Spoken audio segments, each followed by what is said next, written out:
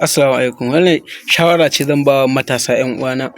In dai ka san kai matashi ne kana da future, to kar ka sake ka tsaya a gurin mutanen da za su dinga baka shawarar wai kar ka yi wannan, ba za ka iya wannan ba, wannan ya fi ƙarfinka, ai kai girman ka bai kai ba. Kar ka tsaya mutum ya dinga baka irin wannan shawarar. Duk wanda yake baka irin wannan shawarar, shawara ta da zan baka, gaskiya ka rabu da shi. Ba son ka yake da ƙaruwa ba.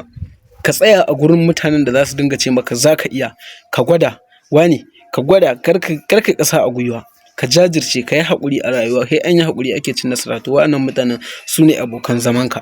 Amma duk mutumin da zai dinga ce ma ai ba za ka iya ba, wannan ai girman ka bai kai ba, kai ɗin ma waye, yaushe ma ka tashi.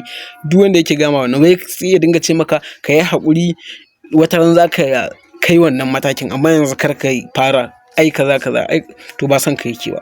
Wanda zai ce maka ka yi haƙuri, ka jajirce, ka yi, to wannan shine masoyinka. Ka kasance a tare da wannan su ne masoyanka. Amma duk wanda yake ce maka wai ba za ka iya ba, girman ka bai kai ba, baka kai ka yi wannan ba, to billahi lazi ba son ka yake ba. Ka rabu da shi, ka rabu da shi. Allah ya bamu nasara, Allah ya cika mana burukan mu na alkhairi.